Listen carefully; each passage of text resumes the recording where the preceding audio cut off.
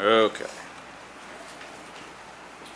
So I'll just read our remaining 2 topic 5 objectives to you, and then it won't take us very long to do them. The first one is to describe a potential divider. Let's just do that before I even read the other one. So the light bulb from the homework problem could only have a potential difference of 6 volts. Right? It was 6 volts, 15 watts. And I talked about a 9-volt battery would be a poor choice to use with that light bulb. Well, maybe that's all we have.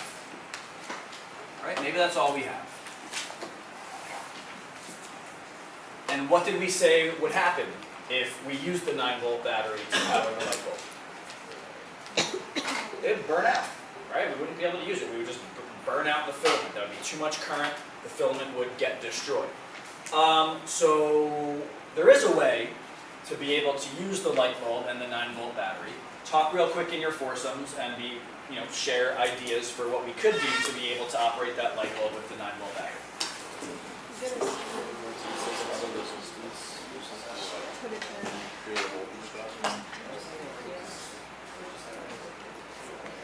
Same thing.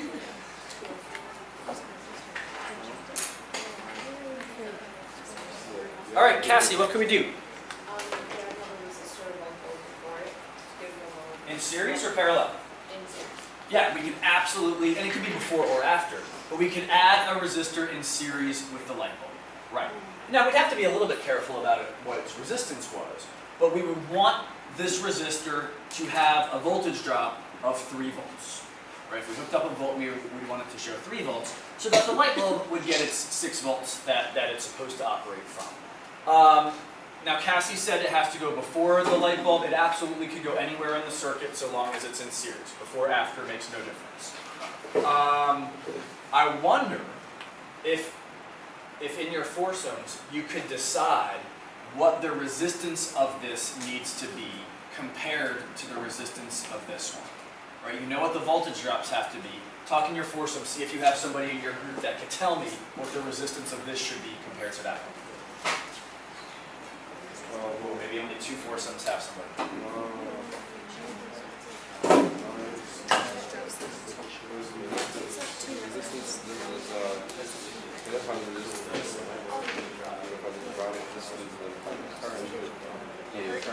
Emily, I don't like your face.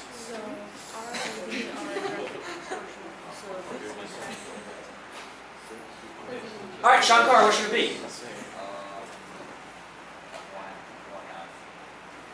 Well, if it has half the voltage drop of this one, yes, voltage drop and resistance are proportional to each other. So we would want it to have exactly half the resistance of the bulb, that's right. Lots of circuits have something just like this built into them so that the thing we really want to use does not get the full EMF or the full potential difference of the power supply. So because it's like so ubiquitous in electric circuits, we have a name for it, and we call it a voltage divider.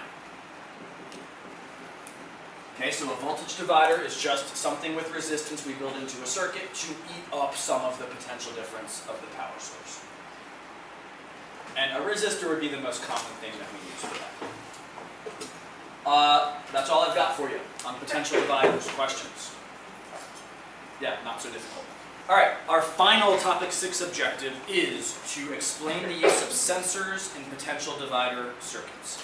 So there are 3 types of sensors that we need to know something about. And a sensor is just something that has a variable resistance, but that variable resistance depends on like something external. The first kind is called a light-dependent resistor. So a light-dependent resistor, or an LDR, has a variable resistance depending on how much light is striking it. All right, let's come up here near Tessa's desk and we'll play around with one for a couple minutes. All right, so I'm going to try and film for Jeffrey and Dzang, which means I'm going to need helpers to operate this stuff.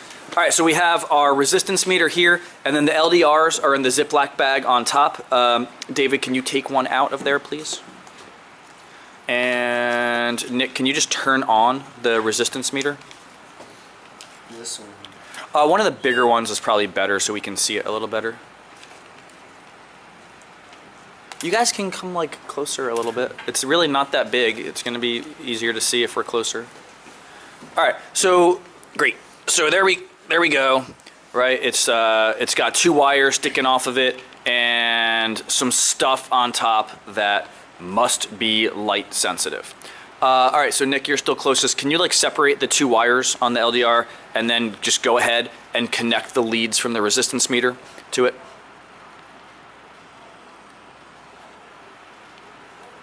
Great, and then is it pointing up? It's pretty much pointing up. All right, so we'll wait until the resistance meter somewhat stabilizes. So what's it saying? Can anybody read that? 1700, and is there a prefix or is that 1700 ohms? Yeah. All right, so now it's actually up to about 1900. It's fluctuating a lot between like 1800 and 1900. So about 1900 ohms. Now, Cliff, can you grab Tessa's notebook and just lay it on top of the LDR so hopefully there wouldn't be any light striking it? So it was 1900 ohms when it was just sitting on top of the desk, and now what is it? It's about 200 kilo ohms, so about 200,000 ohms. All right, so with and it's fluctuating a lot because we are getting some light coming in from underneath the notebook. But about 100,000 to 200,000 ohms when there's very little light hitting it. And then what was it again when we just had the lights from up here? 1700 ohms, right? So a huge difference, 1700 versus like 100,000, 200,000, huge difference. Now, we do kind of need to know that for an LDR, it has a large resistance when there's very little light hitting it and a smaller resistance when there's lots of light hitting it. So what are we going to do to get its resistance to go even smaller than it was? What are we going to do? Point a laser. Maybe. I would be a little bit concerned that the laser would only be hitting a very small piece of it. But that would be interesting to try. What did I do while I asked that question? I turned on the projector, right? Because that's a pretty bright light source. So is it on yet? Yes. All right. So Elizabeth, can you go ahead and you're going to have to pick up both things to get the LDR right in front of the light beam, and then I'll try and dig out a laser so we can try Cliff's idea too. And you're just going to have to kind of tell us what it, or somebody's going to have to tell us what it says. Here, you get it right in the... So like, what, 400 ohms? Yeah, so even smaller resistance than when we had the overhead lights. Great, we can put it back on the table, and if I have a laser in here, we can try Cliff's idea. I should. Yeah. Is this on? Yeah, all right, Cliff. Cool.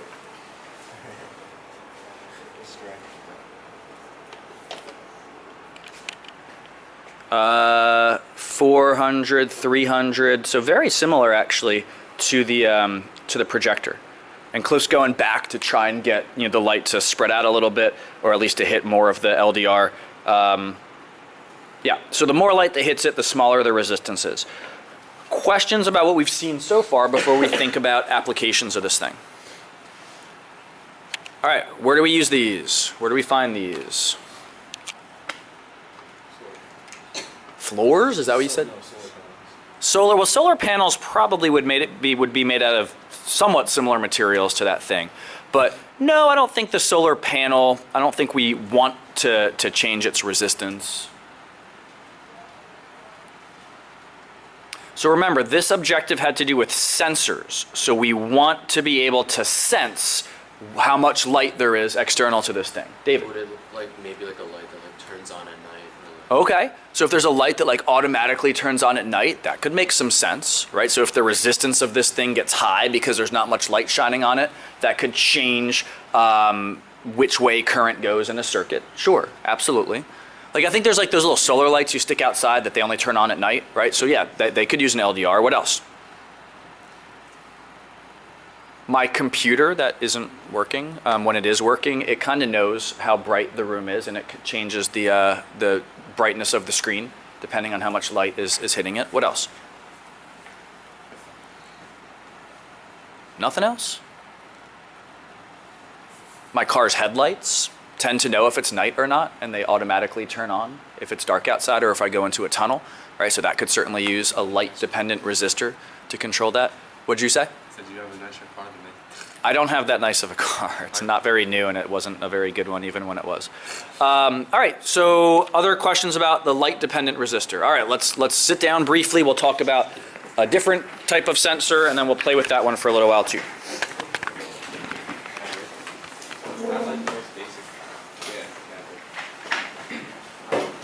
All right, so our next type of sensor, and the only other type that I actually have that we can play with, is a temperature-dependent resistor. But it's not actually called that, it's called a thermistor. Right, but all these things, right, they end in like ister since they are resistors. So a thermistor is a temperature-dependent resistor. It functions extremely similarly to the LDR, right? So if the temperature is cold, it has a high resistance. But then if we heat it up, it gets a much lower resistance. So kind of the same, and that's usually the case. There actually are thermistors that work the opposite way, but all of the thermistors that I have work this way. They're actually called NTC thermistors, or negative temperature coefficient thermistors, but you can buy some that work the other way. The normal kind, though, works just like the LDR, where if there's low light, right, or low temperature, we have a high resistance. If there's lots of light or high temperature, they have a low resistance. All right, so let's come back up here. We'll check out the thermistors. Why can't I just keep using this, right?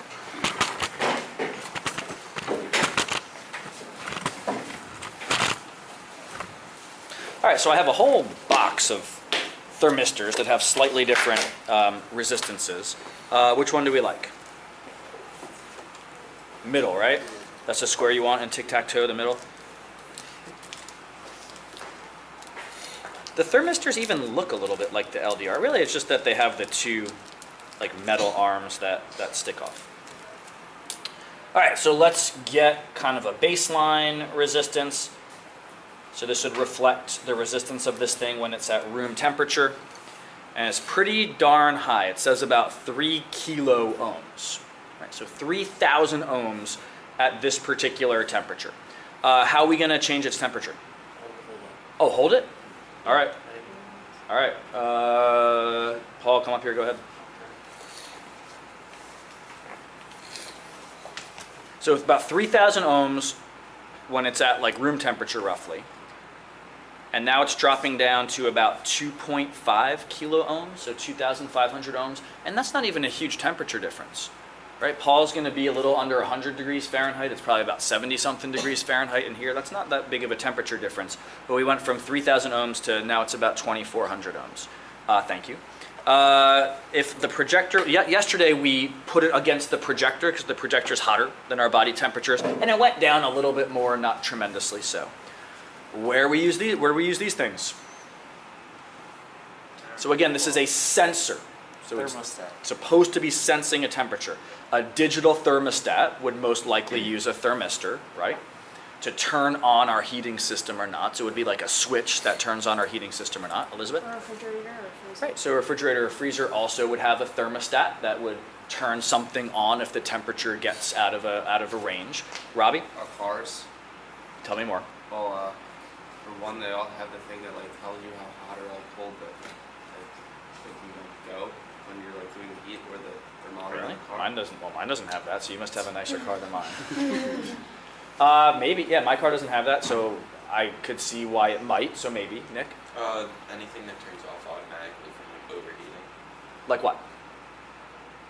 iPhone. iPhones. It turns off. Yeah, Like, it yeah, says- like once it I says, left like, it out in the warning sun on a temperature, metal like- thing, and then it got like a notification that said like your phone is Warning overheating. temperature. Like let it. Oh, so it gave you like a warning. Yeah. Okay. No, well, And, it like, doesn't, doesn't, like- it doesn't do anything else. Like it turns off. Okay. Great. So I bet you that would use a thermistor. What else? How about my? I think does my laptop have a fan? Yeah. Yeah, a few months ago it was like ultra loud. So there's a fan in my computer that turns on if it gets too hot. The power supplies that we use in here have a fan that turns on if they get too hot, so that would use thermistors as well. I think we're missing like an obvious one. I would say oven. A stove or oven probably would as well, right? Toaster. I'm thinking if you have to go see Mrs. Warnock. Oh, temperature. Yeah, digital thermometer, right? You just stick one of these under your tongue, and if you have the calibration with what resistance equals what temperature, you know exactly what your body temperature is, right? So I think there's a lot of applications of the thermistor as well as the LDR. Other questions from anybody about the temperature-dependent resistor, the thermistor? All right, I should show you the circuit symbols for these things. In fact, when you go back to your seats, can you dig out your data booklet? There's a page that has circuit symbols. Let's just make sure that we've seen these symbols before. All right, go ahead, and then I'm going to draw the third type up on the board while you're doing that.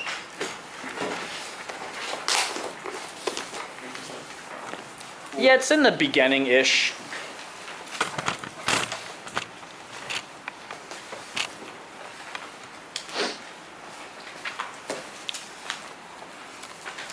Of course, I don't know how I'm going to upload this video if my computer doesn't work, but oh well.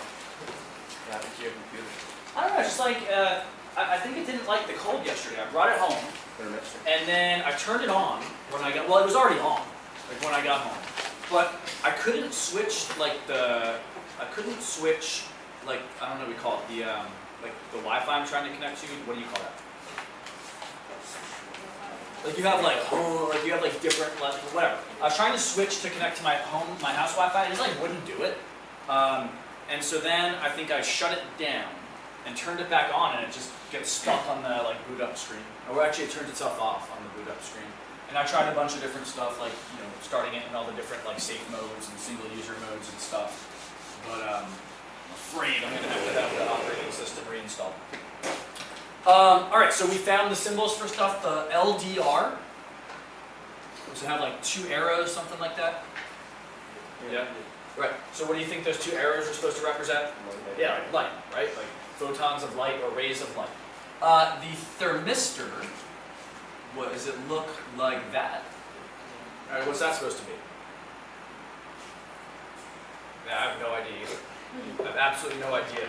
Somebody was a little bit rude yesterday while we were playing with the thermistors and looked it up on their phone and found that, oh, who was it? I want to say it was Enrico Fermi, but I could be wrong.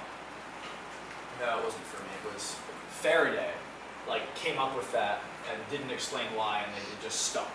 So I don't know what it's supposed to be. Now the other sensor, which I don't think there's a symbol for in the data booklet, is called a strain gauge. The strain gauge is the simplest of the 3 sensors that we want to know about. And it does not look like the thermistor or the LDR. The strain gauge is on a flexible piece of plastic and then has a very thin piece of metal that zigzags across the piece of plastic. And these things are usually pretty small, maybe like 1 centimeter across. So it has a very thin wire that zigzags across it. And then we would attach the 2 ends to something that we want to measure, like how much tension there is between those 2 spots. And the resistance would change as this plastic gets stretched. As the plastic gets stretched, this wire is going to get longer and it's going to get thinner, right? And we know from the early days of Topic 5 that for a wire or anything else with resistance, we do have a dependency on length as well as cross-sectional area. So if we do pull this strain gauge apart a little bit, right, the wire actually gets a lot longer. For let's say we stretch it 1 millimeter, for just my wire that has, how many zigzags is that, 6? Or if we stretch this 1 millimeter, each of those zigs and zags is going to stretch 1 millimeter, so we'd actually get a 6 millimeter like lengthening of the wire. So that's going to increase the resistance, and it's also going to make the wire thinner. For stretching it out, it's going to get thinner, and then that would make the cross-sectional area decrease. So this thing changes its resistance just as a function of this wire getting longer and skinnier. In terms of applications, the classic one is to put it on like buildings that we are afraid have walls that are like spreading apart, like over here, right, where we have this crack running between these two walls. If we were truly worried about the structural integrity of the building, we probably would want to put strain gauges any place where we saw evidence of stretching like that. And then we can monitor the resistance and monitor how much tension there is there. The other application that I'm not so sure uses these, but it might, there's like cards you open up and they play like obnoxious music usually. Maybe those use a strain gauge. I can envision them using a strain gauge, right? You open it up and if the thing gets stretched a little bit, it can it can raise the resistance and then switch which way the current is going in a little internal circuit. It probably doesn't use that, but I could envision that we could build one that would use that. Other questions from anybody about our 3 sensors that we want to know something about? Alright, I've actually never seen a question about a strain gauge, but I have seen questions about thermistors and LDRs, and unfortunately you do need to know that for the LDR, right, lots of light equals a low resistance, and for the thermistor, a high temperature equals low resistance. You do actually need to remember that, and I don't have the easiest time in the world remembering that. Topic 5, done. Alright, so we do still have some questions from the topic 5 packet to do, but we are ready to transition into topic 6 after we do a brief, after we begin our design activity. Alright, so you are going to, over the course of the next maybe 12 minutes, you're going to do the initial stages of designing your own physics investigation. The minimum stuff that I need you to have out would be your little IA packet, like the thing that has the grids and the description about the criteria, so get that out.